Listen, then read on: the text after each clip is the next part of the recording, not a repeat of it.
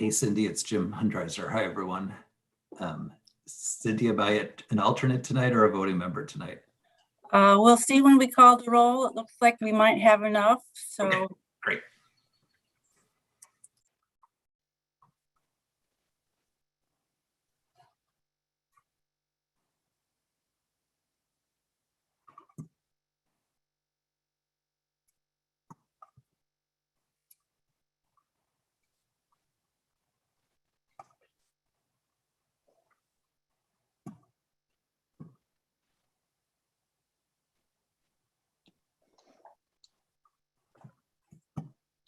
Hello. Mr. Bont? Can you see me? I cannot see myself. Can you see me? Yes. Okay. Good. So I guess I am in. I can see you. Okay. Yep. Let's see. Hey, Teresa?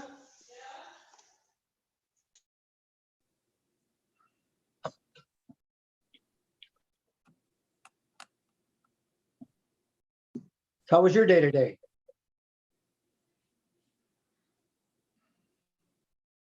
Cindy Osmond's screen. Bob, you can see my face and my voice? Yes, I could. Okay. Apparently, see, I see this, on my screen is just the big application. I wonder how I get rid of that. Talks about the whole thing here. You might have to just touch it, but I'm trying to touch it and get rid of it. It won't let me do it. Oh, there it is. Okay. I guess I got rid of it. Okay. Wow. Cindy, have you been able to let everybody in? No, Yep, she I didn't. have a few more coming, but we're Okay. ready to start. How can we see everybody? How many zoning people do we have on here? Jim and Jim and myself, Bob, and who else? Is Zach around too? I am here. I am here, Dick. Okay, good. I didn't see your face. That's why I was just wondering. Okay. Good. Hi, Zach. Okay, so Hello. Hello. Zach's on. Yep. Hi, Zach. Hi. John Ludlow's here too. All right. Hey, Hi, John. John. Okay. All right, Bob. Okay, Cindy, if I think if you're comfortable adding everybody, we'd like to reinstate our postponed meeting from the 17th. And I would like to begin that with doing a roll call of ZBA attendees for this actual login, so that if we have, because of the difficulties we had prior, we're going to have some other people online here. So if I could have you go through that, I want to make sure you have that list and we double check it. Okay, just a reminder that because we're on Zoom, you do have to state your location, such as City of Saugatuck, Allegan County, Michigan. And I will go ahead and call the roll. Bont, Here, City of Saugatuck, Allegan County. Balk, Here, City of Saugatuck, Allegan County, Michigan. Kubashak, Here, City of Saugatuck, Allegan County, Michigan. Yeah. Muir, Yes, City of Saugatuck, Allegan County, Michigan. Zerfus, Here, City of Saugatuck, Allegan County. Ludlow, Here, City of Saugatuck, Allegan County, Michigan. and Hundreiser. Here, Saugatuck, Allegan County. Thank you, everybody. We do have two alternates on tonight who will be listening and participating, but not participating in the roll. Okay. Thank you. We got a good representation this time with the full internet and everything, so that's nice to have. I want to, I guess, because of the situation of our last meeting, where we left off was in our public hearing. We were reviewing the comments and letters that were submitted. And Cindy, you have a list. We have a list of written communications and also people that spoke. If you don't mind, right now, we will not review. Those people have already written or already spoke, and I'm going to say who they were. That would be Jane Underwood, Ann Broker, Susan McGee, John Richardson, and Tom Bruckman. I believe that's the list that we had to speak on the last as we left off. Is that pretty much what you have, Cindy, on your list too? That's correct. You should be able to see it on the screen where it's the screen share. Got it. Okay. Okay. Yep. And so there are a number of written communications, and we had read the one from Tom and Carol Bruckman. So that letter had been submitted and read. And at this point, this is where we will pick up our public hearing under the public comments and listening to any public comments, going through communications. And I guess if there's, at this point, I guess we also probably should ask, I think, if there's anyone else that wants to speak that had not spoke prior in the meeting. I guess you raise your hand. You have to do that by touching the screen or raising your hand. Mr. Chairman, we have Gary Medler raising his hand. Okay, all right. Hey, Gary, I Yes, don't see anybody. I see 4 of them. I don't see anybody. Gary Medler, Saugatuck, Michigan, Allegan County. First, it's disturbing the zoning administrator and city attorneys are still participating in applicants' matters before the city. Their collusive actions with applicant throughout the entire permitting process and continuing today through their attempts to find some way to cover up the illegal fence and illegal affected uses have led to the present situation. The zoning administrator and city attorneys should recuse themselves. City council should have addressed this issue when the fence controversy arose in late 2020. Instead, city council kicked this bucket of manure down the hall and dumped this load of crap on the zoning board. The fence and all installations at the property are illegal and must be abated. The zoning board should require city council to engage independent competent counsel and a qualified zoning professional to advise the zoning board in this case. Last Thursday, we were privileged to have a reading of the definition of marina from the city code, followed by a recitation of all necessary uses permitted for a marina. As entertaining as it was, it's not relevant to applicant's variance requests or any uses at the property. Applicant does not possess a marina permit from the city. The permit issued in July 2017 was a minor waterfront construction permit pursuant to code section 154.206. This type of permit prohibits retail and commercial uses and only authorizes construction of bulkheads and docks for the private use of the property owner and not for rent, lease, or availability to the general public as a commercial facility or yacht club. This permit is not a marina permit and cannot be used by applicant to engage in any retail or commercial uses, only private use by the property owner. Even applicant's 2015 Eagle permit stated that the permit was for private, non-commercial use. A minor permit permits 1 dock per residential lot. Applicant's property at the time the city permit was issued consisted of 2 non-adjacent lots separated by a 20-foot city-owned lot, each consisting of approximately 1,250 square feet. The permit was only issued for the lot adjacent to the chain ferry. This lot did not meet the lot requirements for a residential lot, and therefore not even 1 dock was permitted. The city permit authorized 6 boat slips or 3 docks. but applicant has installed 6, including installations on the city-owned lot, which wasn't transferred to applicant until 2 years later. Applicant continues to falsely assert the property is a marina, which cannot be fully utilized as a commercial enterprise unless the requested variances are granted. In any event, none of the variances can be granted because the zoning board lacks authority due to the absolute prohibition on structures located within 25 feet of the waterfront as provided in code section 154.022 F4. As discussed in my June 17 comment letter, the Planning Commission lacked jurisdiction to approve a minor permit. Only the zoning administrator is authorized, and only if the request met all code requirements. It did not and could not have been approved. The uses affected at 443 Park Street violate the code.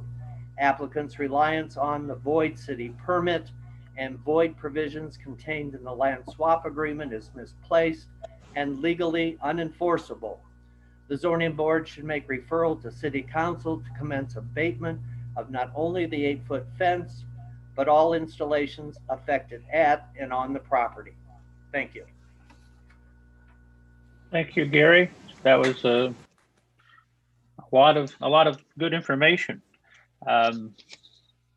Is there anyone else that at this point in time would like to take their 2 to 3 minutes and speak in favor or against the applicant?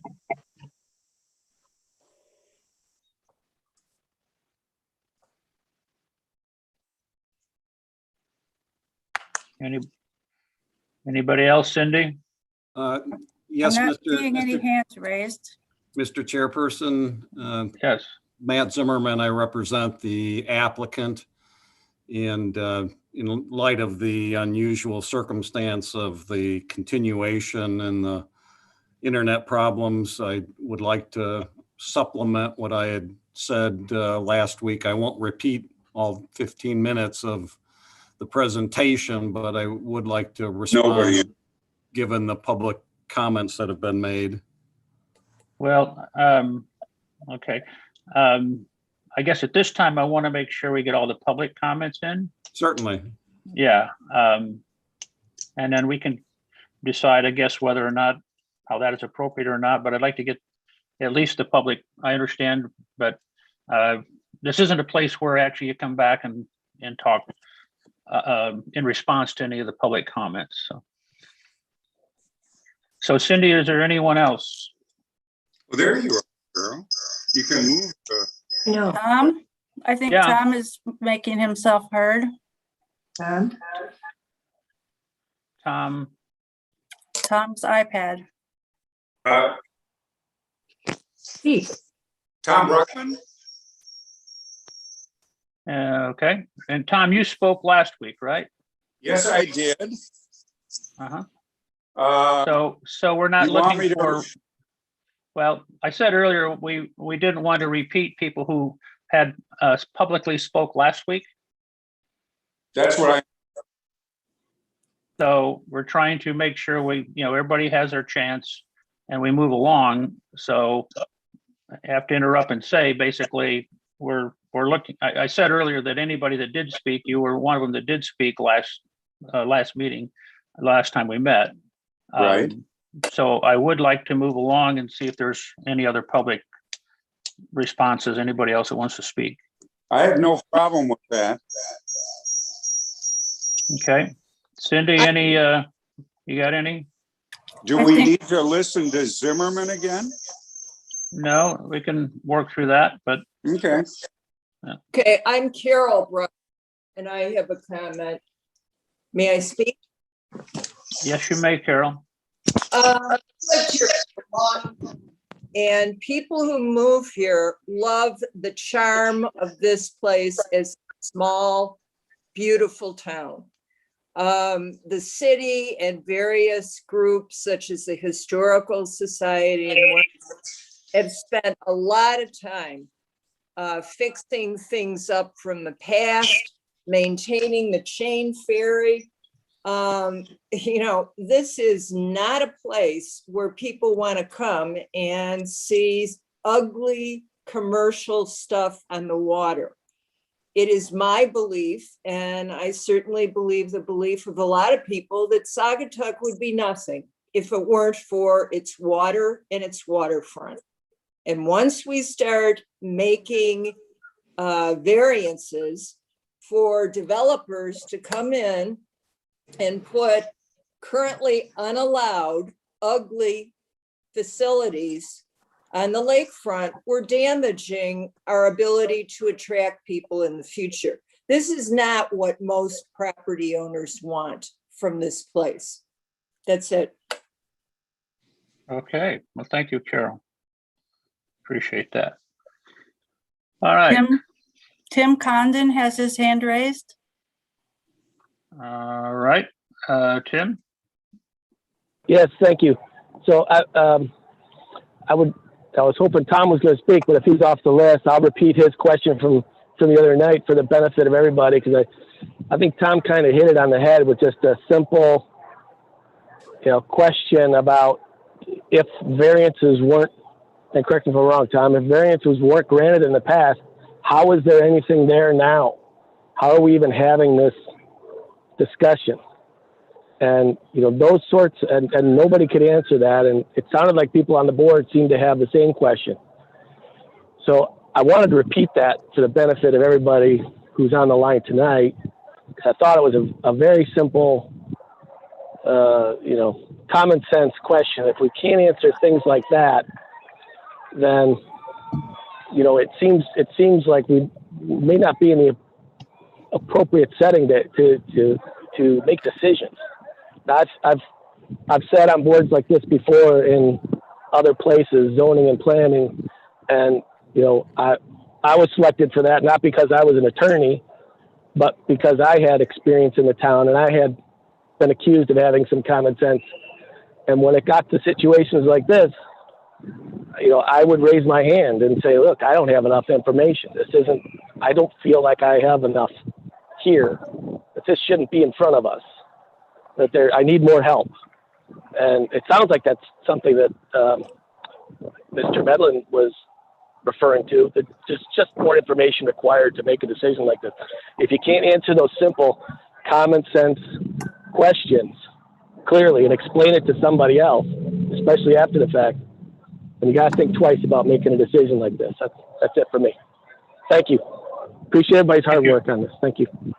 Thank you, Tim. Some good points there brought up. All right. So we've had 3 tonight. Public speaking. Anything else before we move along outside of the public, open to the public support and comments? I see raised hands. Now, Megan? at this, you have someone? Yes, Hi. Megan Hopkins. Hi, yes, this is Megan Hopkins and my mom, Susan Hopkins from 444 Park Street, Saugatuck. Right across the street. Right, we're directly across the street from the docks and everything. And I mean, really, everything Carol said resonated so much with us. Like mom's a retired science teacher. I'm a teacher. We're not very good with like the legalities of everything, but everything that Carol Bruckman said, struck a chord. Mm-hmm. We're just very concerned about, we love this town. Like we feel like we live there, we come up every single year, my mom for 65 years, and we don't want to see it lose its charm. Mm-hmm. And I know that that is why people go to Saugatuck, to get away from the crazy traffic and the crazy congestion. And I just feel like these docks are going to turn into a floating parking lot that's going to take away from what draws people to the town in the very first place. And another huge concern, obviously we think the docks are ugly and shouldn't be there, but we're not the only people there. People drive by that area every day to go to the Oval Beach, to go to Mount Baldy. So it's not just the people who have homes there that are affected. It's the people, the tourists that we're trying to attract, that drive down Park Street to get to the Oval Beach, that it's going to create traffic, congestion. It's ugly. It's not going to attract people to our town the way that we want it to. Don't need it.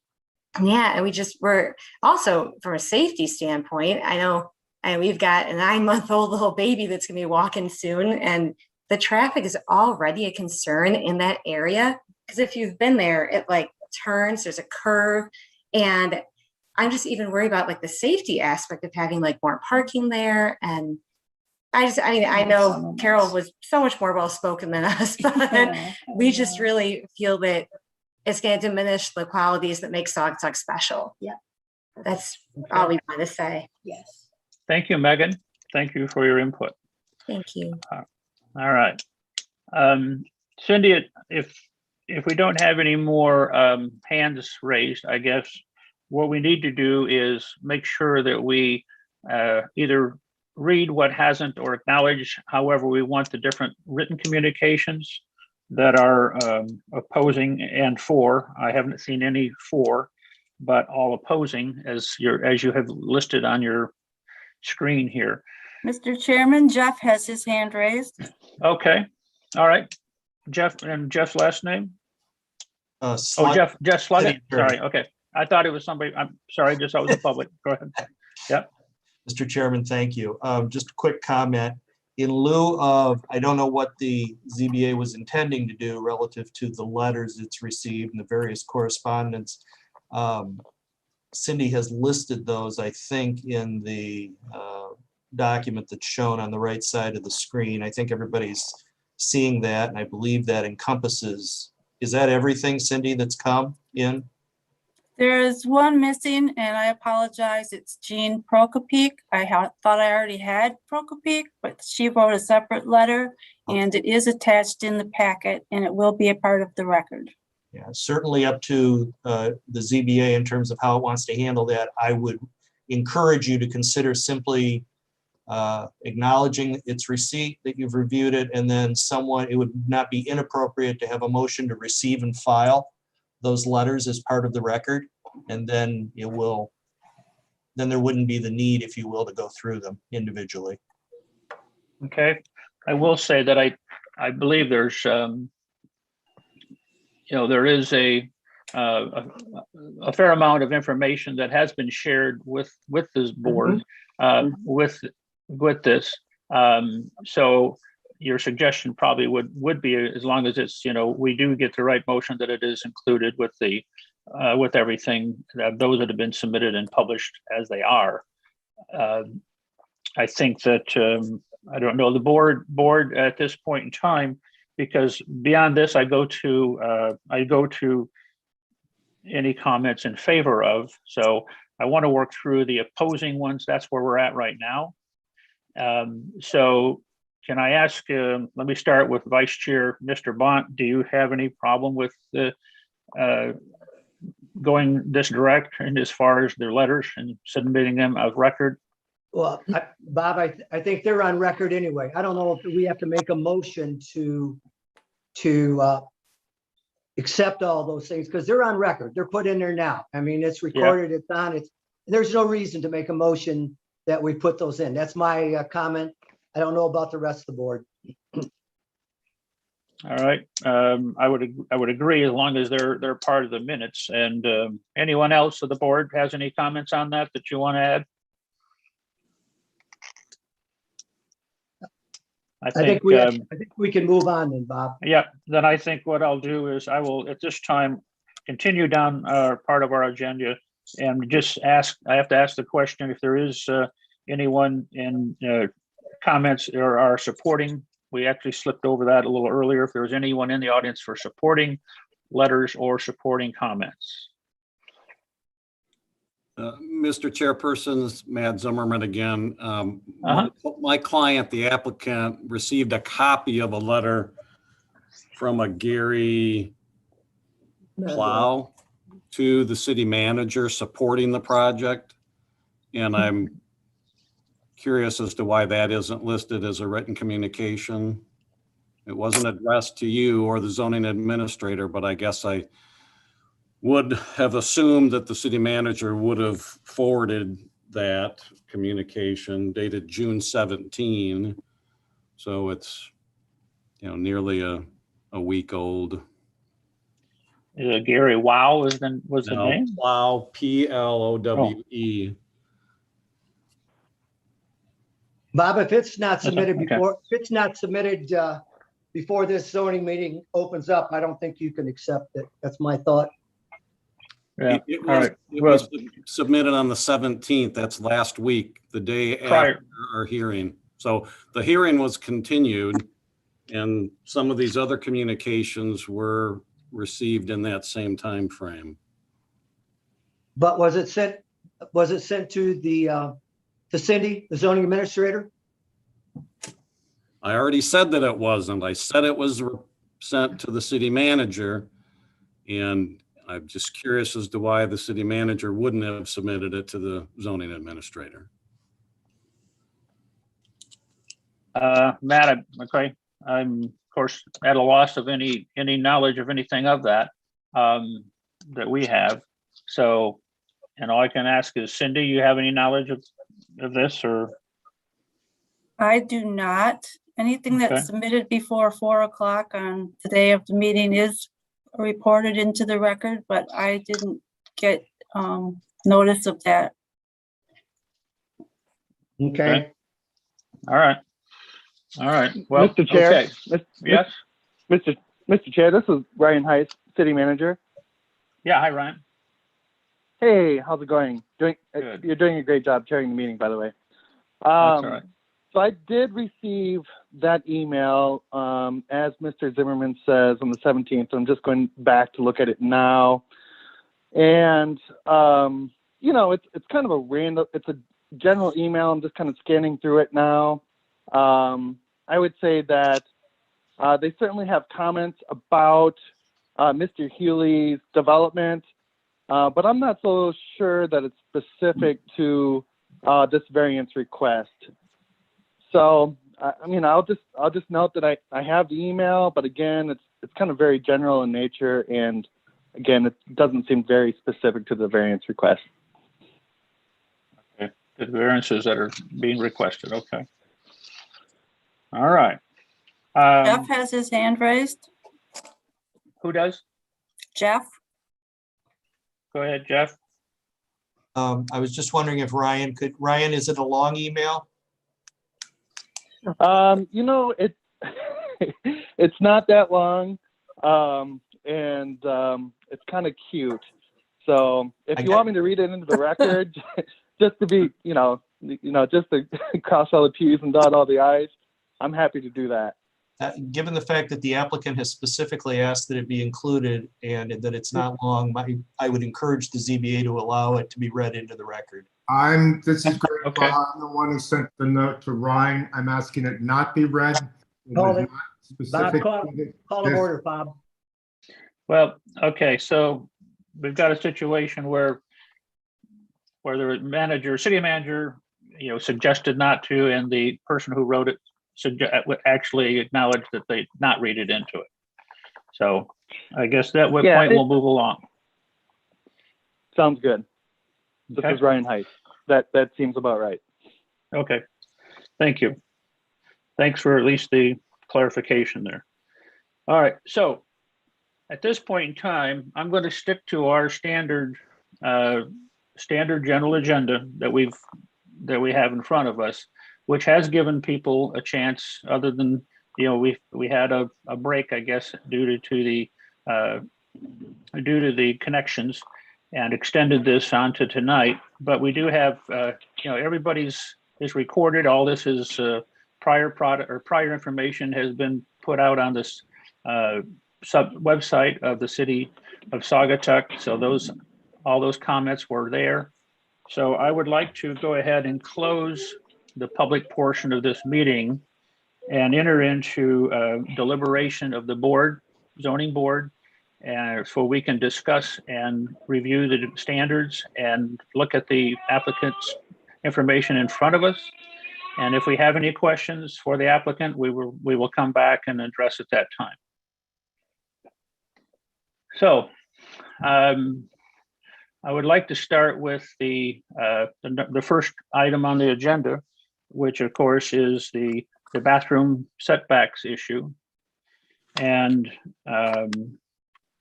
Before I get into the board members, I would like to, I'll just make a general comment here to get started. As you know, this, all three of these are somewhat very visible to the community, as we can see from comments. We also have information that has been provided and some complexity to all three of these. So bear with us as we go through and have our own comments and discussions about them. So let's start. What we like to do is we have a full set of board members tonight, and the way we like to do is go through and start any comments that any board members have to kick off any concerns, questions that we can share with each other of our members that we want to share to get this discussion started. I would start with our Vice Chair, Dick Bont. Dick, do you have any comments on the bathroom setback request? Bob, I have a general comment to start with. Before you look at all three of these, I think we have to look at, this is, if I'm correct, C4 Resort District. And that particular, and it's 443 Park Street. That particular parcel is a non-conforming waterfront lot. I think we need to look at what we're trying to approve on what lot. So that particular parcel is a non-conforming waterfront lot. And that lot, for over 150 years, has been used somewhat even by our Native Americans to put canoes in, and then by the Presbyterian camp to use and launch canoes and boats and everything else.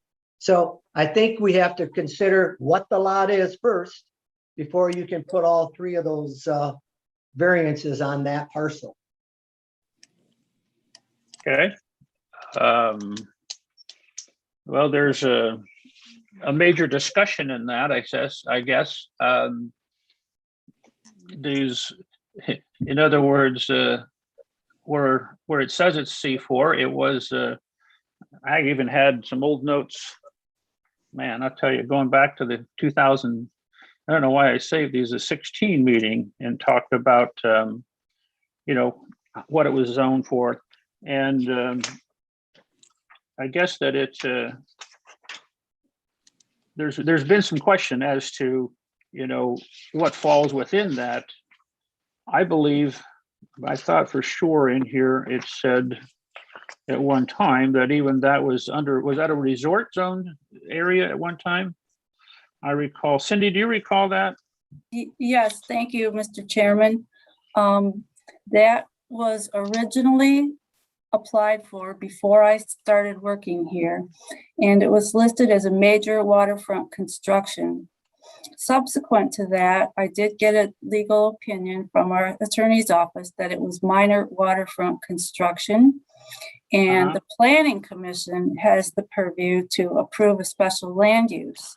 So the use is not a question, it's the structures that are being addressed tonight. And we really need to stay focused on what the variance requests are. They're for the setbacks for a bathroom, which are quite substantial requests, and for a fence in the front of the property that is higher than what is permitted and not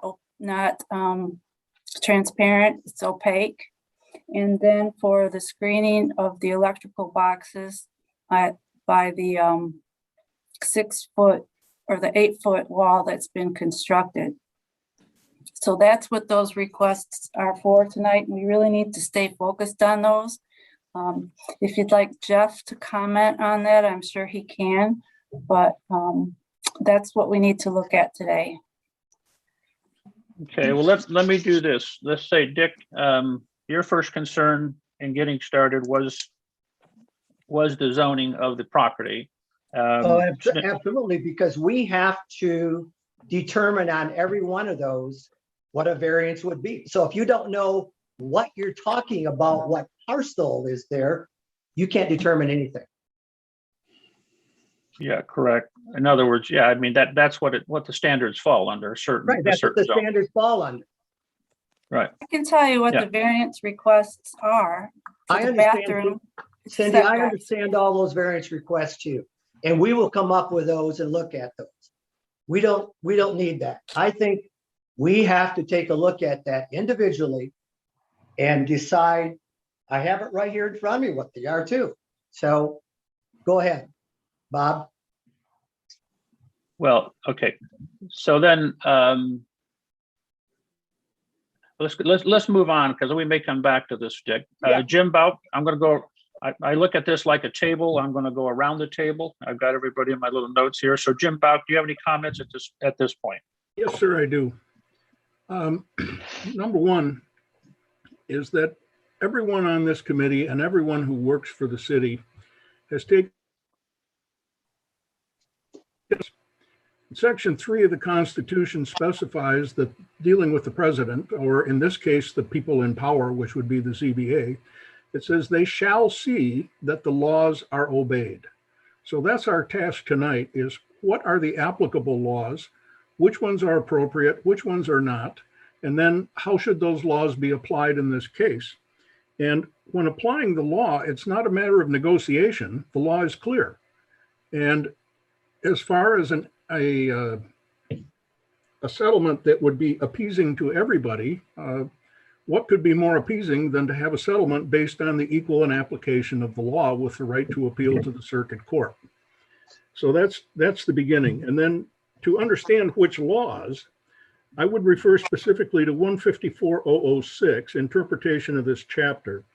Paragraph B, whenever the requirements of this chapter are at a variance with the requirements of any other lawfully adopted rules, regulations, or ordinances, the more restrictive or higher standard shall control. So that leads us to which standards to apply if there are duplicate standards that could be applied or other standards that could be applied.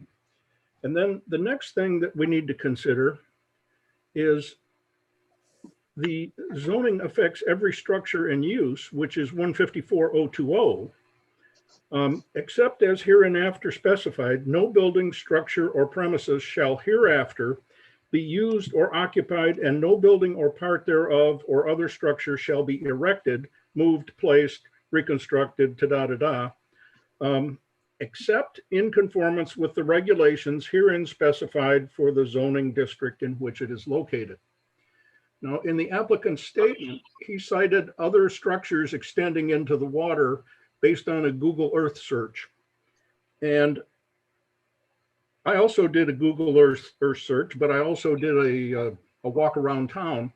And yes, there are structures, particularly north of this, that extend into the water, just exactly as the applicant said. And the applicant implied that that would be justification for new construction that shouldn't be there within the waterfront setback. The difference is that the structure north of, and the other structures I could identify, were built in 1950. According to the Allegan County tax records, that information is readily available and easy to find. And those were clearly grandfathered in. They existed before the rules were set in place, and they're totally not applicable in this case. So the other structures justifying a new structure set within the front setback is not applicable at all.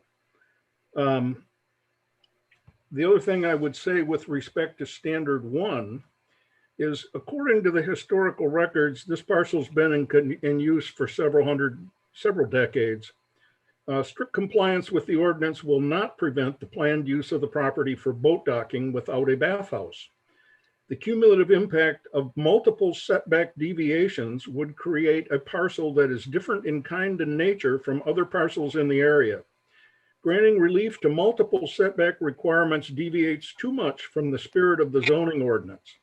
This request for a larger structure, which is they're asking for a slight increase over what had been denied previously. They're asking for 181 square feet. The previous request, which was denied in 2016, was for 144 square feet. The previous request was denied by this ZBA in case 16001 and was appealed to the Circuit Court, case number 16-56795-AA, in which Judge Cronin upheld the ZBA ruling. There have been no significant changes in circumstances that would affect the ZBA's prior analysis of the applicant's previous substantially similar setback request. In particular, with respect to Standard 1, nothing has changed about the nature of recreational boating that would render a need for a bathroom essential for using the property for that purpose. Nearby, on both sides of the river in this area, there are city-maintained bathroom facilities for boaters and tourists to use, lessening or eliminating the burden associated with complying with this setback variances. And I would also cite that directly across the river, the city maintains 10 boat slips, which is 66% more than this applicant. And at those boat slips, there are none of these requests. There is no screening. There are no public bathrooms, especially for this facility. There are public bathrooms in the area. There are no private bathrooms, and there is no screening to prevent the public. And this area gets more traffic than does the applicant's property because it's immediately adjacent to Wicks Park. It abuts the boardwalk, which is the greatest tourist attraction in town. And on the other side of that boardwalk is a public parking lot. And especially on Wednesdays when we have our concerts, this boardwalk and those 10 boat slips get more traffic in one night than the applicant's property would get in a month or 6 weeks. So I certainly don't see the need for this bathhouse, and I think it should be denied as it was in the past. I think that the applicant is trying to overrule the circuit court ruling by bouncing it back to us, and we don't have the authority to overrule the circuit court on substantially the same motion. Thank you. Thank you, Jim Bout. John Ledlow, you're next on my circle here. Any thoughts, comments based on your review of what's been submitted to us for information for this request? Thanks, Bob. Or thanks, Mr. Chairman. And thanks, Jim Bout, for so eloquently stating what he stated. I think that was mimics my feelings as well. You know, from my standpoint, I'm unclear as why we're going through this again when 5 years ago, we went through this once. And in general, things have not substantially changed other than the fact that the size of the bathroom utility structure has increased from, as Jim said, 144 to 181 square feet. You know, so from my standpoint, I think this is an exercise in futility.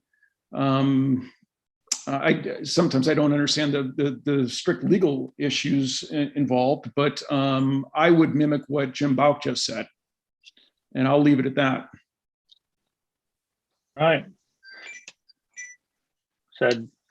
Well said then. Okay. And then I go on to Jim Hunreiser. There's a new alternate. Jim, do you have any comments based on what you've been involved with yet?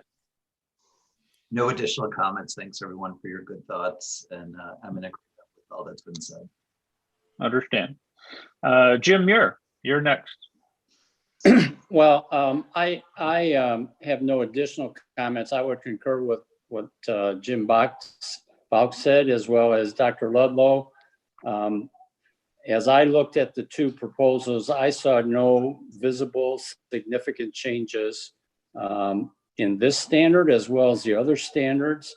And it was denied in May of 2016, and I think it should be denied again tonight. So no, I have no comments. Okay. Other than those. Okay. All right. And then Zach, you're next. Yeah, thank you, Bob. Thanks, other board members. Great comments. In my experience on the ZBA, you know, if we've had variances denied when the same when someone reapplied for a variance, it was usually a lesser ask. It's usually something where it was, they thought differently about the problem and asked for a lesser variance. This one seems like a much bigger ask than in 2016. What stood out about that meeting for me, just from memory, in 2016, because I was on that board, was the safety issue of putting a structure 10 feet from the road, which seemed reckless at the time and seems reckless now to put something 10 feet from that roadway, which already doesn't have great visibility. If you go there now with the fence that's put up, and also there's a huge tree there, putting something else so close to the road that could be even taller doesn't seem very safe. Okay. Anything else, Zach? And that's it. Okay. Well, my view of the application here is very similar to the general board feelings that there hasn't, we have to look at our standards and again go through our standards, but in general, when you look at the numbers, the information that we've been supplied, and supporting justice or of a change, something that would justify some kind of a change in our earlier decision, it doesn't seem substantial to me. And of course, the standards are part of our process that we go through that reminds us those things. But we were through those before, and when you see something that is almost, within a minor percentage, in fact, an increase in size, doesn't really change how it looks at the standards as we were probably reviewed before. But that said, we do also want to, if we go through this, as we go through our deliberation, go through standards and look at things, and we eventually get down to some kind of a review of the standards on each one of these, make sure that all of our information is well documented, and it's fairly complex for this. So therefore, because of a little bit of the uniqueness of this total set of applications, board, I want to do a similar thing on the next two issues before we go back to any standards or make any move along here, because there is unless if you guys would rather not go through those and hear more and talk more about those, if you want to go through this one and go through the standards and get a feel for it. But I'm gonna go around again and ask anybody's opinion of that. If you want to stop here, go through the standards and have any comments, or I suggest that we go through the rest of them because of the relationship of the things that are coming along. Some of the things like Dick's first question as to, there's concern as to applying certain laws to the request when we want to make sure that we know that we're in the right use, and that's very important to some of these things. Dick Bont, you have any comments on that as how you want to proceed with this? Yeah, Bob, in 154.022 talks about lots and waterfront. And I think that way back when we first denied this, I think we brought up the issue that all non-standing or other structures have to be and set back 25 feet from the waterfront.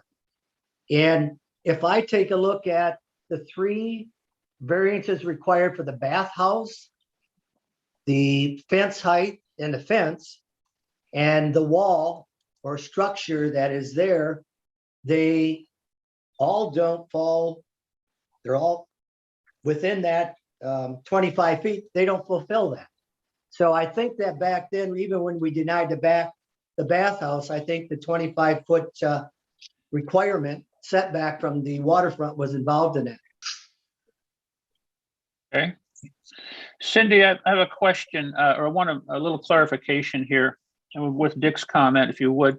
If I recall, one of my earlier questions and clarifications from you as I picked up one of my hard copy packets was that the item number 2, the fence height, opacity, and I'm sorry, what we're calling the wall, the structure there, the board is to take the look at that during this meeting as if it's not there. Is that correct? That's correct. So our judgment is to look at it as if we have to know make sure we're all straight on how it's zoned and what applications, what applies to it, and that there is no structure there, and whether or not that would be allowable or not allowable. Okay.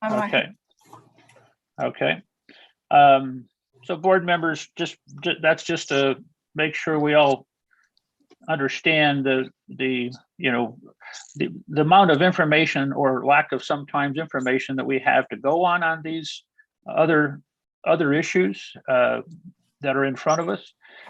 So there are many factors and many facts that enter into questions that we're trying to clarify. I think the board is trying to get clarification as we work through this to make sure we're straight on what we're voting on or what we're looking at as far as the use and how we're supposed to be looking at it based on what's happened. All of these structures from Perryman and to the north of Perryman and to south to Casa Loma are all located in the C4 zone district, which is the resort district. And marinas are permitted in that zone district if approved by the Planning Commission. And in this case, it was approved by the Planning Commission, although there have been substantial changes to what the Planning Commission approved. Under a special land use, right? Special land use. Mm-hmm. Yeah. Okay. Jim Bouk, what's your as I go back to the group here in our deliberation, let's take a look at how you feel about getting into the next one or continuing and with so many comments on the bathroom. So the question is, do I think that we should continue with standards 1, 2, 3, and 4 for variance number 1, the bathhouse, or should we cover standard number 1 for variance requests 1, 2, and 3? Is that correct? Yes. I can go any way on it, sir. Whatever seems to work out best. Right. Okay. I guess one of my concerns is making sure that the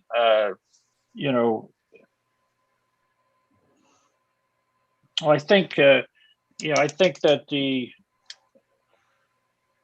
details here that we need to look at are part of any either voted for or against the applicant's information has to in our reviews or motions needs to make sure that it is well documented and pretty well detailed, which is pretty complex for this type of an issue. May take some time here. I'm assuming that all of the comments that are made here are going to be summarized in our findings of facts, and that summary would be prepared by the city clerk or Cindy or someone in the city office. Is that correct? Correct. Yes, correct. So yeah, that would be put together that way. So do you anyone else, Ludlow, comments? You want to go? Yeah, I just, getting back to what Dick Bont was talking about in looking at section 154.022, and it's line F, which is the lots, and then refers to number 4, which is the waterfront lots. Just so I have clarification on this, I didn't really understand some of the verbiage here. The 25 feet from the waterfront, yeah, that makes that's pretty cut and dried. But then it says that the lot line which abuts the street shall be deemed the front lot line. Lord, Another Ryan Price, the city manager. It's personal note. Who's that? No, I think you can say. Mute Who's somebody speak- there. Somebody's speaking and we can't hear. Go ahead, John. Go ahead, John, yeah. So the lot line which abuts the street shall be deemed the front lot line. Just so I have clarification, and I just want to do this correctly, when I look at variance number 1, they have the front setback and the setback to the roadway. I don't know, Cindy, can you clarify that for me? Am I just not sharp enough to figure this out, or am I missing something here? Might be too small to see on your screen, but the section numbers are listed for each variance request. The front setback is, I'm in the wrong zone district. The front setback is required at 15 feet. Right. And then under another section, a different section, which talks about waterfront construction, that's 092D 2CD, that says from the roadway for a waterfront construction. So there's 2 different sections that apply to that setback. The one is to the front yard, to the property line, and the other one is to the roadway. To the roadway, okay. Two separate sections. 2 separate, okay. Thank you. Good clarification. Okay. Demure, any comments on how you want to proceed with this one? No, I'll defer to the group about what they feel is most appropriate. But once again, I return to my original comment about no visibly significant changes to the proposal. And I think we reviewed the standards in detail the first time through. I'm wondering what's going to change the second time through, other than we're going to restate what we stated at that time. But I'll defer to the group and what they feel is appropriate, because it may go beyond us at this point. And so we want to touch all our bases. Yep, I agree with you on that. Okay, Zach? Yeah, whatever you want to do, Bob, is I think that, if you wanted to go over the standards for all 3 at the same, move forward, that's fine. Well,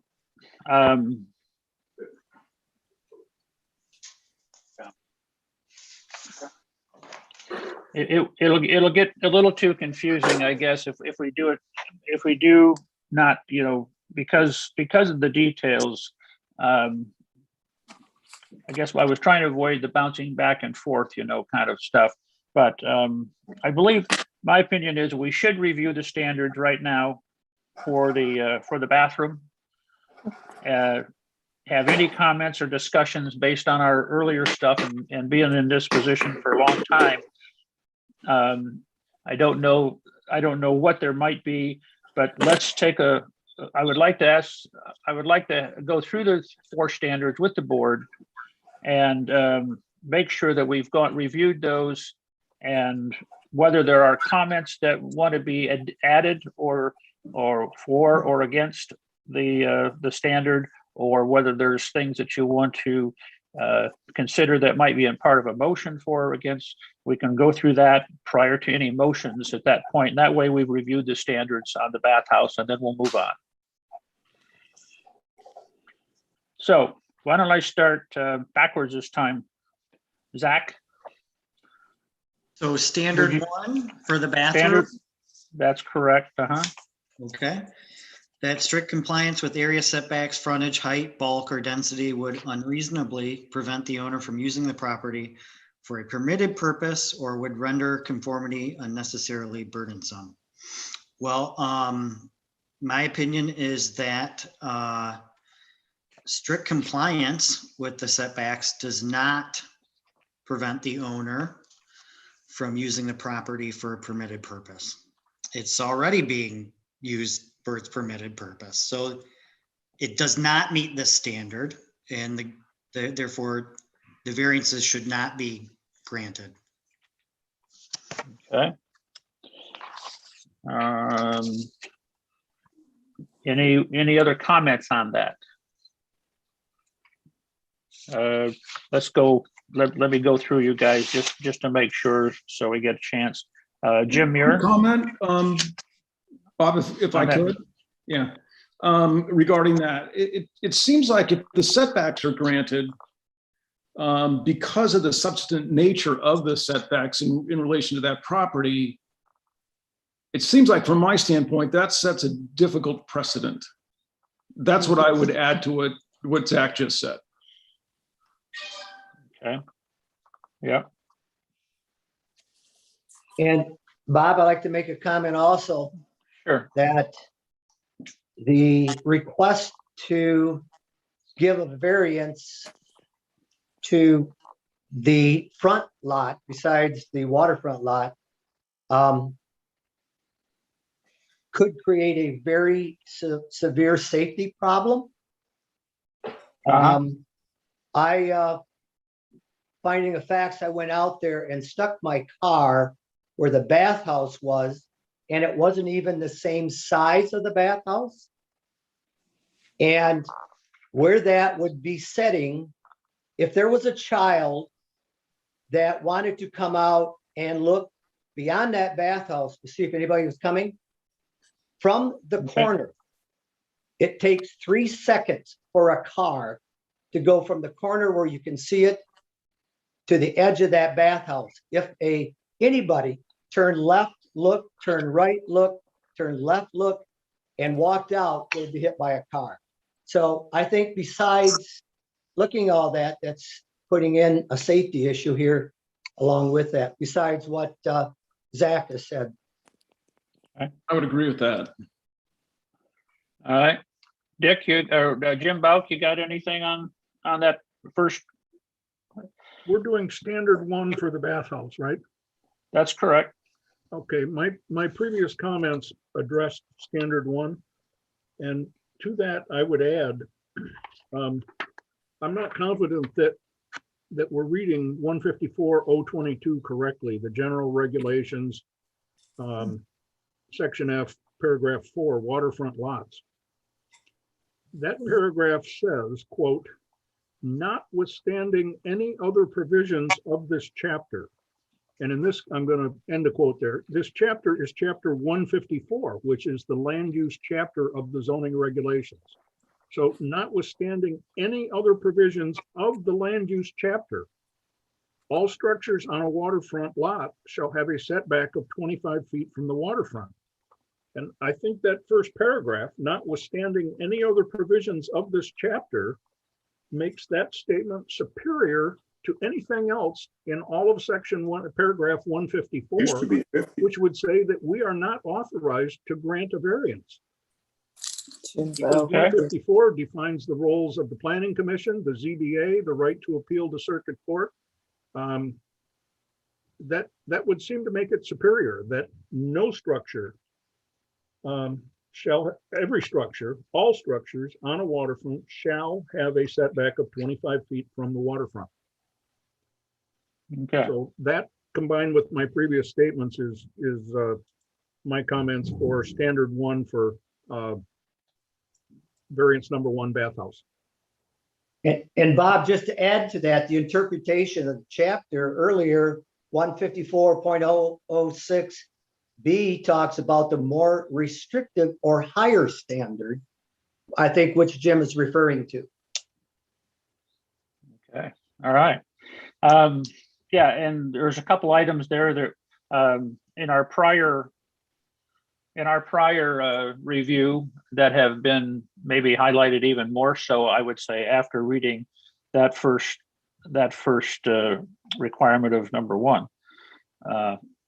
Let's go move along. Dick Bont, why don't you read number 2? That a variance would not do substantial justice to the owner as well to other property owners in the district, or a lesser relaxation would not give substantial relief and be more consistent with justice to others. Well, there have been many other applicants in that area that we have denied lesser request. And I think this would fall into that same thing in this zoning district. And giving the property owner's request, there is no other lesser relaxation that could be granted on this property. Okay. Any other comments from the board after Yes. Dick's? Go ahead. Section 2 says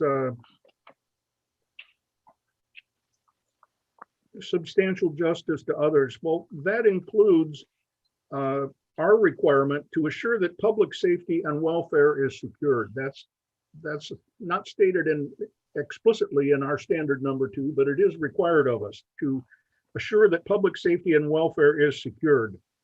And as was previously stated by Dick, the proposed structures completely obstruct the view of oncoming vehicles on Park Street for the pedestrians at the chain ferry, and conversely block the view of pedestrians from the vehicles on the street. It's a very narrow street. Pedestrians must walk on the street surface, and there is no walkable shoulder on the road. In this area, the width of Park Street is severely constrained by sand dunes to the west and Kalamazoo River to the east. Vehicle and pedestrian traffic in this area is intense. The proposed structures additionally obstruct the view of Saugatuck downtown area for the visitors and residents near the chain ferry. This waterfront view has been a significant element of Saugatuck's charm and character as a tourist destination and is essential to maintenance of local property values. Okay. Wow. Thank you. Well, I would say that does work into the word of substantial justice, or a lesser relaxation. So I think it works into substantial justice. yes, yeah. The how about the number 3? Would that would Jim Muir, would you like to read number 3 and respond? Sure, that the plight of the owner is due to unique circumstances of the property and not to general neighborhood conditions. Is not due to the uniqueness. Not Okay, due okay. to- Not due to, yeah, not Not due to. Yeah. Okay. That's correct. Yeah. Any comments that you have on how you see that Well, meeting that I don't- standard? No, I don't see that the owner has any unique circumstances that's not unique to all the other neighborhood conditions. I just don't see it. So I would say that it doesn't exist. Okay. Okay. Okay, that leaves, what did I want to make sure I get but I can't get everybody to read them in 4 standards with 5 people. Jim Bauk, since you're a full-time, how do you want to do number 4? Sure. Read it.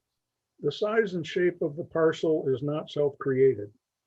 The problem with the narrow piece of land is created by the location of Park Street and the location of the Kalamazoo River. However, the property can be used for many purposes, including docking boats. Adding a bathroom could enhance the value of the property, but that's not a factor to be relied upon by the board.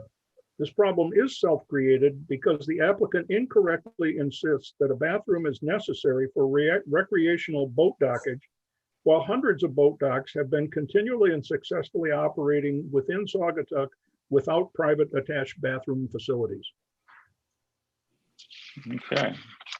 Well, anyone else have any other comments on any of that? Any of the, on number 4, at least, that standard?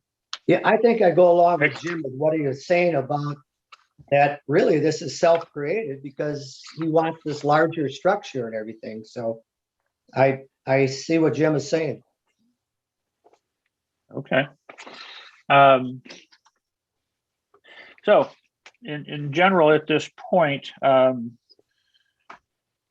didn't hear too many positives here that would render something that would seem that the board would make any kind of a motion in favor of meeting the standards. There was pretty much all that they did not meet any of the 4 standards, and there were some I guess some documentation you guys put out after that.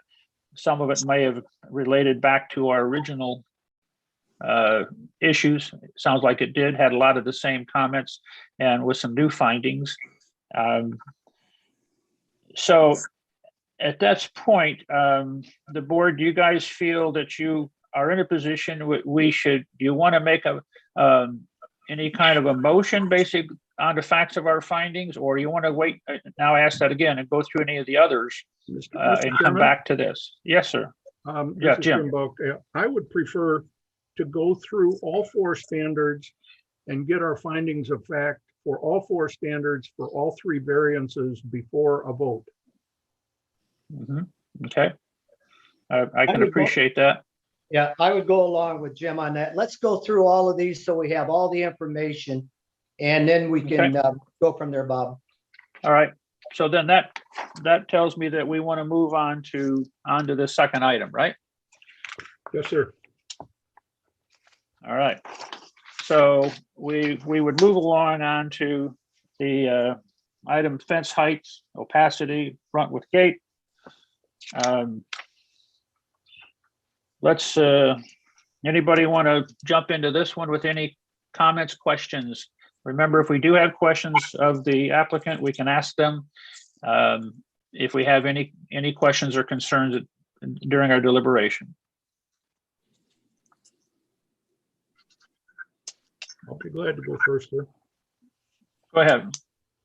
Okay, what we're talking about here, just so that everybody knows what I'm thinking, we're talking about a 4-foot wall with a gate that goes from the bathhouse slightly south and then down to the waterfront. We're not talking about the larger screening wall, which is variance number 3. Standard number 1, that strict compliance with area setbacks, frontage height, bulk, or density would not unreasonably prevent the owner from using the property for a permitted purpose or would not render conformity unnecessarily burdensome. For this 4-foot wall with a gate, it's a solid wall, not meeting the standards. The applicant did not meet its burden of explaining how each of the 4 standards for a variance is met. Nowhere in the application does the applicant explain how any of the standards for the variances for this fence are met, despite the fact that the code clearly places the burden of proof on the applicant to show that each standard is met. Strict compliance with the ordinance will neither prevent any use nor the planned use of the property as pleasure boat docking without a non-compliant privacy solid fence as requested. A compliant fence would in fact be less burdensome than the proposed solid fence. The cumulative impact of multiple deviations would create a parcel that is different in kind and nature from other parcels in the area. Granting relief to multiple zoning requirements deviates too much from the spirit of the zoning ordinance. Thank you. Okay, Jim. Thanks for your input and work on that first standard for that 4-foot wall. Let's do Mr. Bont. Would you like to do the second one? That a We'll work variance, our way back on. right, would the Go ahead. variance do substantial justice to the owner as well to other property owners in the district, or would lesser relaxation would give substantial relief and be more consistent with justice to others? Well, there, along that whole entire side of the river, there aren't even fences that people are erecting that are solid, all right, with gates. And so I feel that if in fact we gave them lesser relaxation, would not do justice here either. So that's my statement. Anyone else have any comments on on the second standard and Dick's comments, how it relates to it. Zach, you got any comments on I that? 100% agree with what Dick said. Jim? Which Jim? Jim Muir, sorry. Yeah, I'm sorry. I would concur also. Yeah, I agree. Yep, sorry about the clarification there. And John Ledlow? Yeah, I think Dick was fairly succinct there and pointed out the important issues. And Jim Hunreiser, I haven't forgotten you. I know that you're just beginning, so I just want to make sure if you have any comments, you'd let us know anytime, okay? Great, thank you. Okay. All right. Then let's move along to number 3 or number 3. I'll read that one, that the plight of the owner is not due to unique circumstances of the property, but is due to the general neighborhood conditions. Well, let's see. There's that's a pretty good size one here. The pedestrian chain ferry. There's a lot of traffic in the lot, and it's not sufficient to impede or, the applicant's docking of pleasure boats. So that doesn't seem to have too much bearing on it. There are currently hundreds of successful operating public-private, boat docks in the area, and that have a high traffic pedestrian area and walkways. So that doesn't seem to have, too much of an issue on that. So I'm not sure that the uniqueness we have commented a little bit on this property before, and it's, it applies to every one of these standards, whether it's, 1, 2, or 3 of the interesting uniqueness of the property. So it has a play on a couple of these standards, is my opinion on that. So I don't know. Anyone else have any other comments on standard number 3 for the fence here?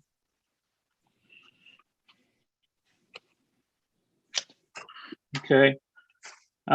Jim Muir, how about we have you do number 4? Okay, that the problem is not self-created or based on personal financial circumstances. I would, echo what we said about the previous request for a variance, is that the problem is definitely self-created, and I think to place another fence out there is just asking for more trouble in an already crowded area. And I don't think it's our place to rewrite the standard. And I just feel like their request is asking or attempting to negotiate their way through a different interpretation of the standard. I go back to what you guys did a number of years ago when you denied the variances, and you spent a lot of time analyzing this. And I think, I suppose it's good that we're doing it, but I just think it's very burdensome for all the parties involved. Okay. Anyone else have any input, comments on that one? I completely agree that the applicant's stated desire for privacy in a boat docking area is a self-created requirement. Okay. All right. Not, again, based on that review of that one, it seems like there was, we would have to go back and look at any motions and have good documentation, however we choose to make that. But all good comments, but mostly on the side that was not finding that met all the standards or any of the standards at this point. So let's do the third and final one, which is the screening privacy fence wall type of a one that is for height and security. there's a lot of input from our public on this type of on this side of this variance, but any discussion before, anybody have any questions or discussions about that before we enter into our standards with this? Again, we're to look at this pretty much like it's not there, and I'll say if it's not there, it should meet the standards. I'll say that right off the front. Well, the question, sir. Yeah, go ahead. The question is which standard, fencing or screening, because they're very different.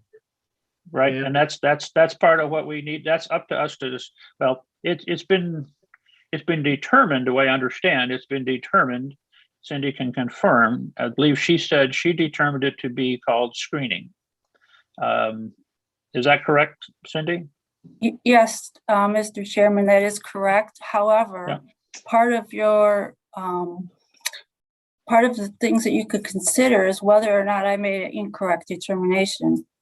And that is totally proper. Let me see. Jeff has his hand raised.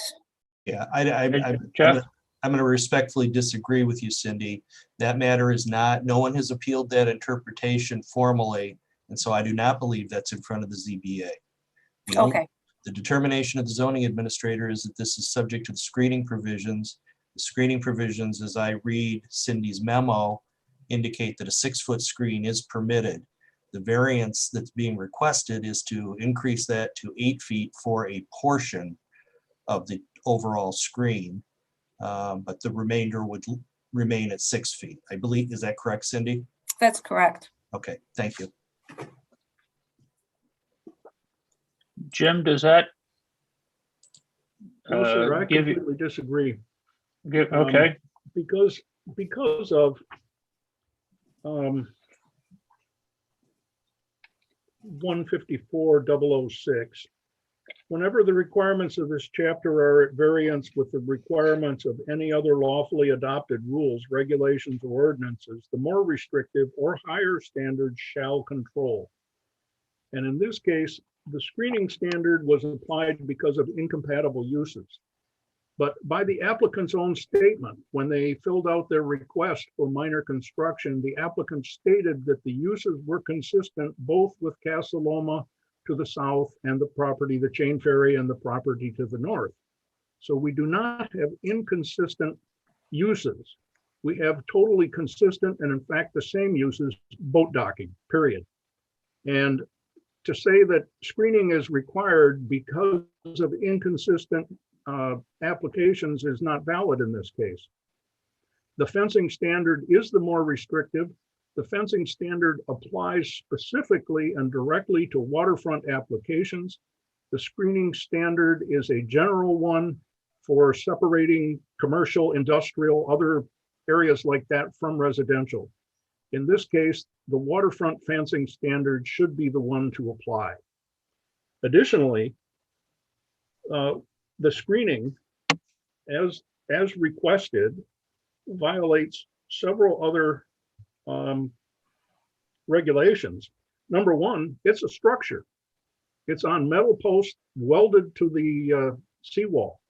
So it's absolutely a structure, and it has to be set back 25 feet from the waterfront, so that the screening cannot apply. It has to be fencing.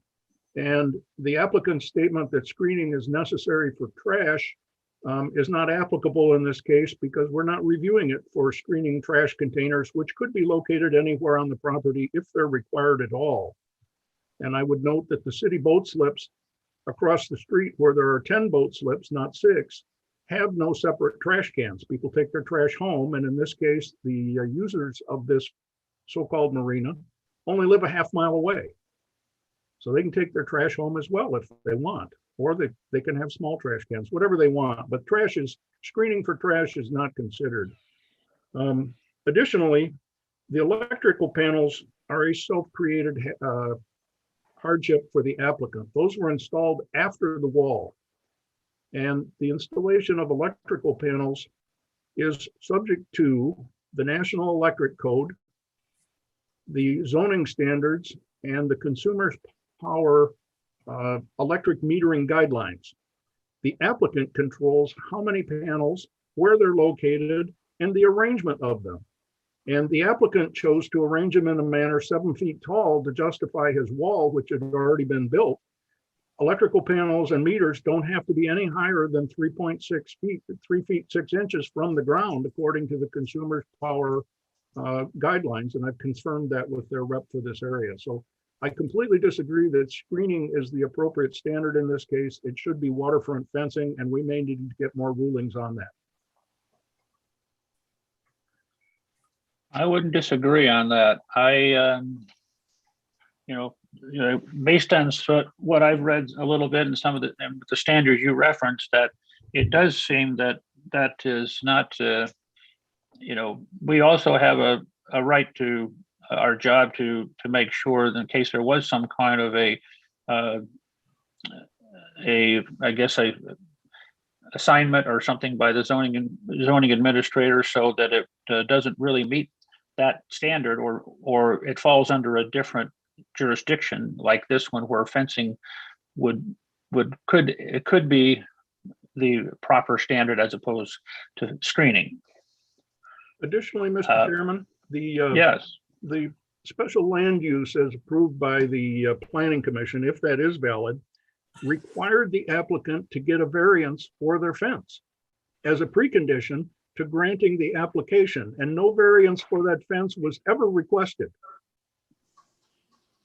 They're not applying for a variance for a fence, which is what they requested in their application. They're applying for screening. So they've changed from their application.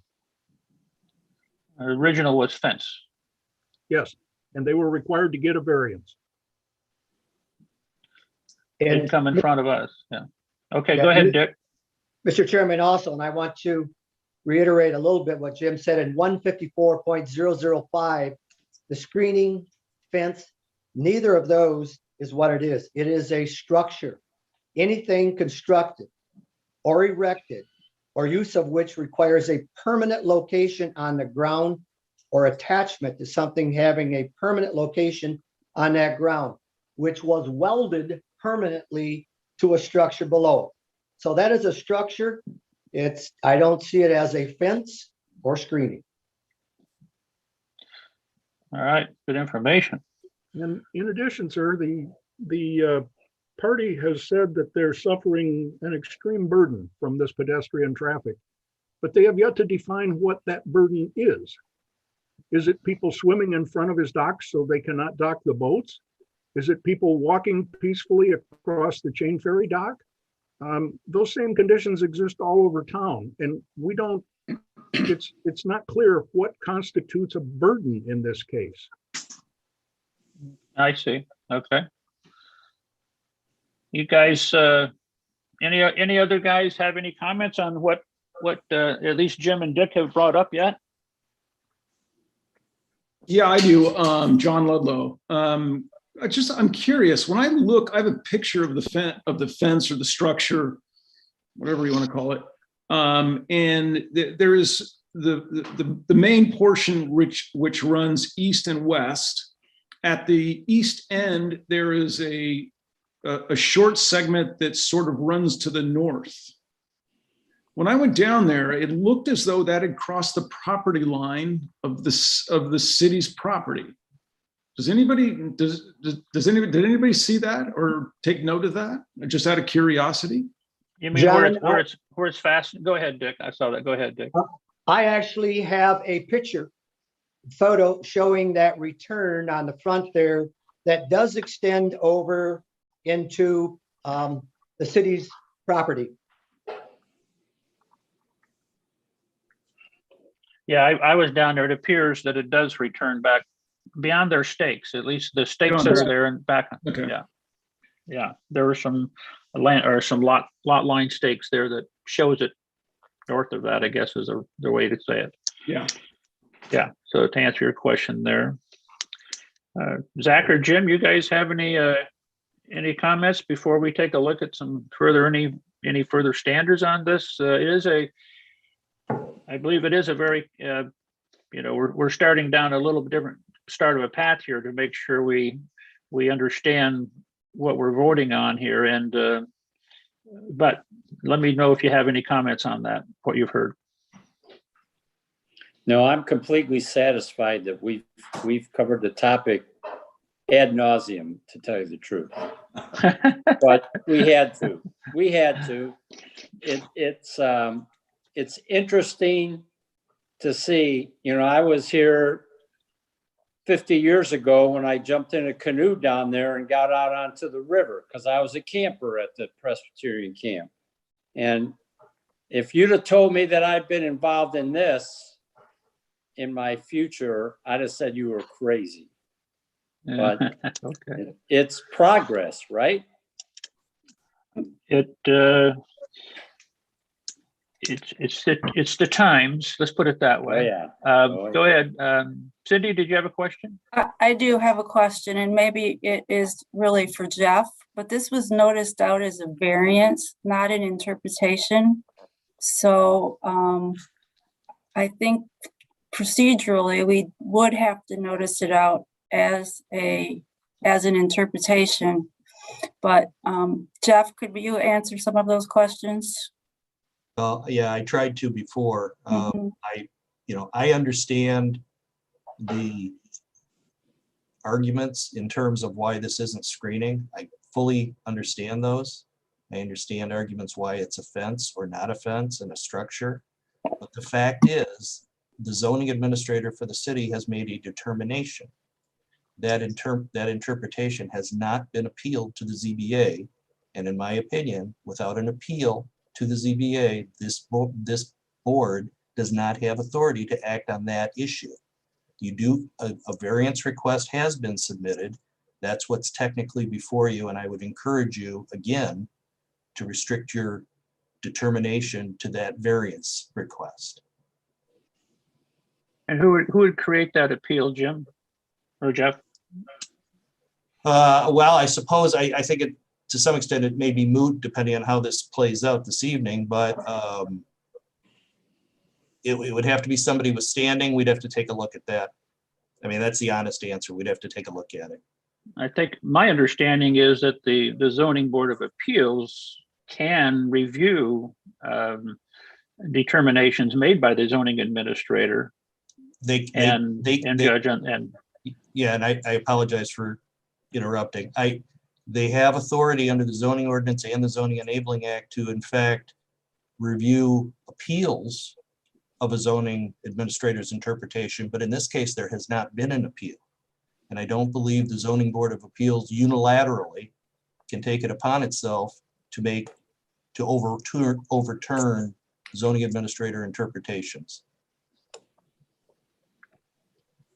And for my clarity, how is an appeal made on something like that? Well, typically there would be it would be in writing, it would be to the zoning administrator by somebody with standing, saying basically, I want to challenge the interpretation that's been made. And that would then get processed, that would get put on a future agenda and notice for a ZBA review.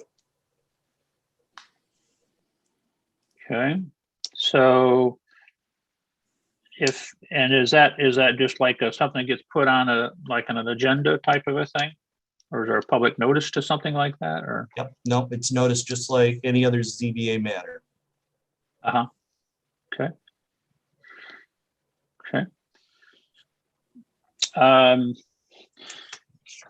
Okay, so board members, based on what we're hearing, do you feel that there's any reason to go through the standards based of it on a screening, or see if we want to have further discussion or something on our understanding of how this should be determined? Anybody have any input on that? Yes, sir, I will. Okay. I would hereby make the following motion. That this board grant a continuance of this special meeting until our next scheduled meeting on July 14th, 2021. This continuance is necessary to allow a consolidation of findings, a review of comment letters, and information recently received, and to consult with independent, competent legal counsel. Point 2, that as soon as practical, the city representative prepare the special meeting minutes for this session and compile findings of facts for each of the 3 requests as determined by the board at this meeting, and shall submit the correspondence to all ZBA members for review. Point 3, that prior to the next scheduled meeting, the members of this ZBA and others as requested by the chair meet in a special closed session with independent legal counsel to assess this request. Point 4, this ZBA respectfully requests the city of Saugatuck to engage independent legal counsel to advise the ZBA and to be in attendance at all meetings related to this matter. And this is based on section 154, 153 of the city code, which states an attorney for the city shall act as legal counsel for the board and shall be present at all meetings upon request by the board as approved by the zoning administrator. Okay, Jim, you actually are putting that in as a motion. I understood the way you stated that. Yes, sir. I think it's time to end our debate at this point. We've got too many issues in front of us. This is a really convoluted issue that we haven't dealt with before, and I think we need independent legal counsel based on all the different opinions that we're getting. Bob, I would Okay. second Jim's motion. Dick Bont would second that motion. Jim Bauck first. Okay, let me ask the board members if they have any comments or concerns about what direction we're going here. Let me go up to Mr. Ludlow. Can I ask you first? There I am. Yes. I guess my question is to Jim Bauck. So what we've accomplished thus far in looking at the standards for the first 2 requested variances, is that now inclusive in what you're talking about, or is that exclusive? Are you talking about the all 3 variances, I assume, correct? Talking about all 3, what we have covered plus item 3 because of the open issues on that one. Got it. Okay. Okay, that's good questioning and clarification. I was thinking that way. Zach, you have any input on Jim's motion and Dick's second on this? I just want to understand, so Jim, what you're wanting to seek legal counsel for is to determine if we even have the right to grant a variance for 3, or if it should be considered a screen or a fence or a structure? Yes. Plus the open questions from number 1 and number 2, specifically relating to waterfront lots, notwithstanding any of the provisions of this chapter, all structures shall have a setback of 25 feet. Plus the fact that these 3 especially the bathhouse, is basically the applicant appealing a circuit court ruling back to the ZBA. So there's a lot of conflicting issues here and issues we've never dealt with. And I think we need to sit down with an independent, non-conflicted attorney and go through all this. Okay. In a closed session where we can be very frank and open with all of our opinions. Understood. Jim Muir? I'm comfortable with the first 2 variances, but the discussion on the third one about whether we have a screen or a fence, I think Jim Bauck makes a good argument for the fact that we need clarification there. And also the bigger issue of it appears to me that the zoning board has rarely had a request come back to them that has already been resolved, especially through a court decision, which has not substantially changed from the original one. I think it would be incumbent upon us to sit in closed session to see exactly where we stand. And I think Jim has done a great job of preparation for tonight in reviewing the standards, reviewing our guidelines. But, you know, Jim won't be sitting at the table in court, the attorneys will. And so I think I would concur with Jim that it would be valuable for us to have a session. All right. Well, Can I ask a quick question? yeah, John? And I don't know if Bob, is this for you or for Cindy? What time constraints are we under right now from, I guess, a definitional standpoint or legal standpoint? Do we have time constraints? We do We have have- time constraints, and we Okay. have to make a decision within 45 days. I'm sure Jeff can speak to this better than I can. 45 I think days 40 began when? Well, from the day to the time we first started to hear the hearing on the 17th, which puts us up into somewhere early August. Okay. I think it is something like that. And the noticing for another meeting will take quite some time. We don't have enough time maybe for the 15th. Maybe we do, but I would have to get that to the newspaper. Actually, the next meeting's on the 14th, right, Cindy? It's on the 15th. I And, thought you moved it to the 14th. You said you couldn't meet on the 15th. oh, that's for, yes, you're correct. That's right. We moved it to the 14th. 14. 14th. Yep. And we could have the meeting before that and Yeah, we have to and put it on the public agenda notice. for the 14th.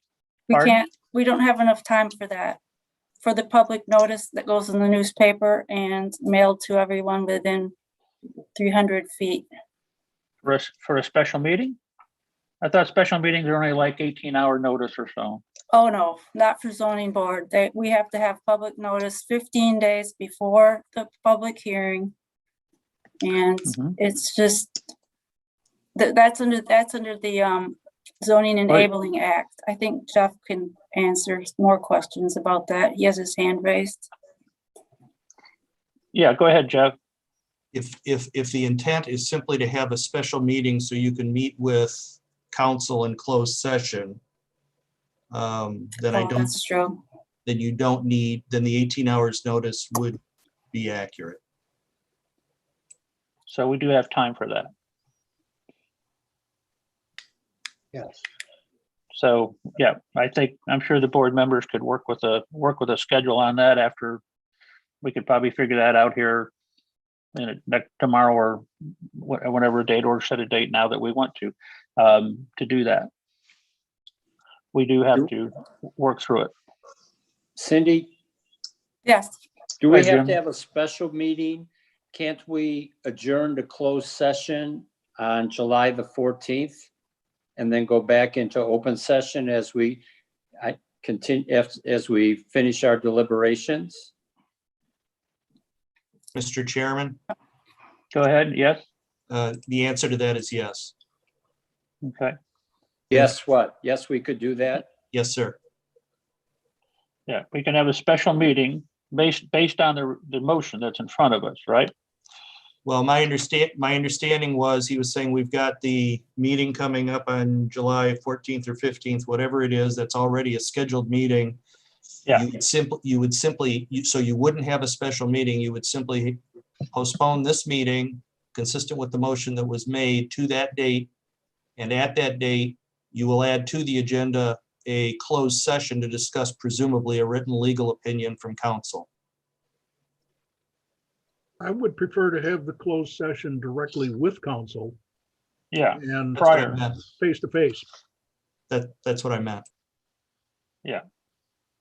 Prior to that meeting. Prior to the July 4th. Prior to that meeting, not immediately prior, but some number of days in advance if possible. Okay, then that would require an 18-hour notice for that special meeting. Okay, we could do an 18-hour notice, I think. Yeah. Okay. So your motion is doable, it sounds like. Any other discussion on the motion that we have in front of us?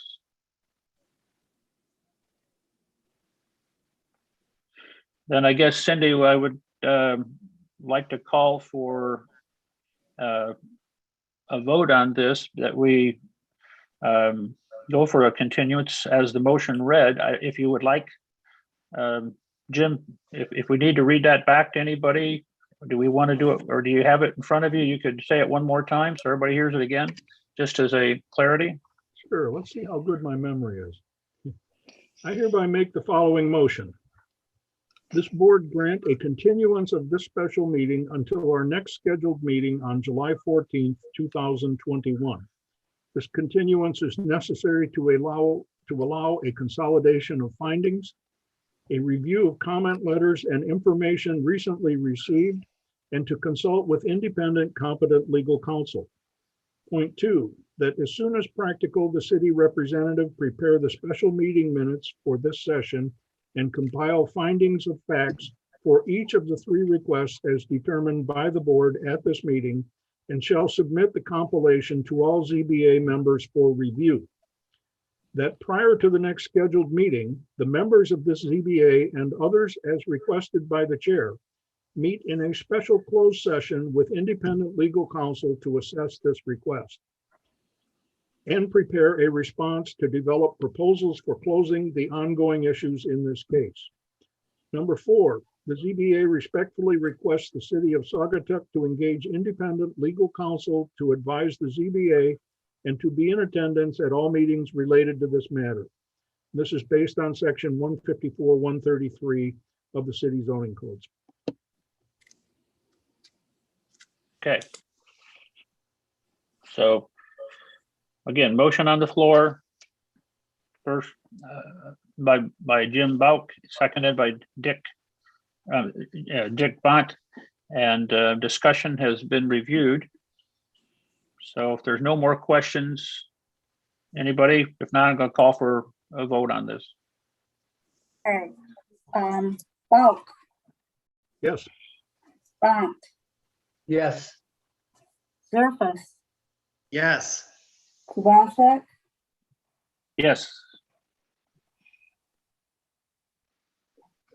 Muir. Muir, sorry. Yes. Okay, motion carries. All right, so we don't have to close out any more of our agenda for tonight. We will go through this continuance, review our findings, and we will also move it to the July 14th as it is, the motion is carried, meeting to finalize with the special meeting before that. And I think that at that point in time, that should end this night's meeting, get together. So thank you everyone for We attending. need a motion to adjourn and a roll We call. do? Yep. Okay, we do. Because I didn't know if we were closing it or just because it's, all right, because we weren't ending it. So I'll make a motion to adjourn and ask for roll call. Second. Okay. Go ahead with the roll call if you would, Cindy. Bont, Yes. Bauk, Yes. Kubasek, Yes. Surface, Yes. Muir, Yes. motion carries. Thank you, guys. Thanks everybody for your input, and we will continue to do our job. Thank you. Good night, everyone. Thank you, guys. Thank you. Everybody. Good night.